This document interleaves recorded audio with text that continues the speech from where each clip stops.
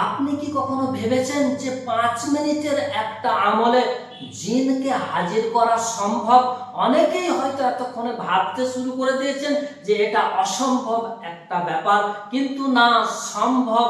আজ আপনাদেরকে এমন একটা আমল আমি শিখিয়ে দিতে চলেছি, এই আমলে জিন আপনার সামনে আসতে বাধ্য হয়ে যাবে। তবে সাবধান, এই আমলে ৩টি শর্ত আপনাকে মেনে চলতেই হবে, না হলে কিন্তু হিতে বিপরীত ঘটে যাওয়ার সম্ভাবনা রয়েছে।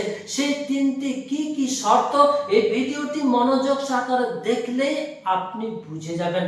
চলুন আজকের মূল আমলটি আপনাদেরকে আমি শিখিয়ে দিই। তবে আমলটি করার আগে যে প্রথম শর্ত রয়েছে সেটি হচ্ছে দেহবন্ধন, অর্থাৎ শরীর বন্ধন। দেহবন্ধন, শরীর বন্ধন না করে যদি আপনি এই আমলটি করতে যান, তাহলে কিন্তু ওই শয়তান জিনগুলো আপনার উপরে আক্রমণ করে বসবে। এর জন্য প্রথমে ১ নম্বর শর্ত হচ্ছে আপনি আপনার নিজের দেহটিকে অবশ্যই বন্ধন করে নেবেন। এবার আসি মূল আমলটির দিকে। এটি সম্পূর্ণ কোরআনী একটা আমল। এই আমলে জিন আপনার সামনে আসতে বাধ্য হয়ে যাবে ইনশাআল্লাহ। আর ২ নম্বর শর্ত হচ্ছে এই আমলটিকে করার আগে যে সূরাটি আপনাকে ঝরঝরে ভাবে ঠোঁটস্থ মুখস্থ করে নিতে হবে, সেটা হচ্ছে সূরা মুজাম্মিল।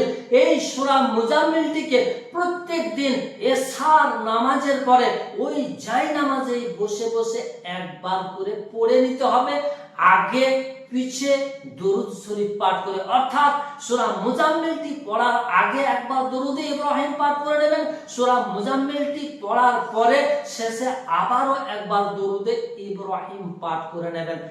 এরপরে আসি জিনকে আপনি এই সূরা মুজাম্মিল দিয়ে কিভাবে হাজিরটা করবেন। সেই ফাঁকে আরো একটা কথা না বলে নিলেই হবে না, সেটা হচ্ছে আপনি নতুন হয়ে থাকলে এই আমলটি খবরদার ট্রাই করতে যাবেন না, না হলে কিন্তু আপনি মহা বিপদের সম্মুখীন হয়ে যাবেন। কোন যোগ্য ওস্তাদের পরামর্শ এবং এজাজত নিয়ে করবেন। আর যদি আপনার জিনগ্রস্ত রোগীদের ঝাড়ফুঁক তদবির চিকিৎসা করার কিছুদিনের অভিজ্ঞতা থাকে, তাহলে আপনি এটি করবেন। আমলটি কি করবেন এবার ভালোভাবে বুঝে নিন। এই সূরা মুজাম্মিল দিয়ে জিনকে আপনি আপনার সামনে ডেকে নিতে পারবেন, হাজির করে নিতে পারবেন। প্রয়োজন পাক পবিত্র শুকনো ১ টুকরো মাটি।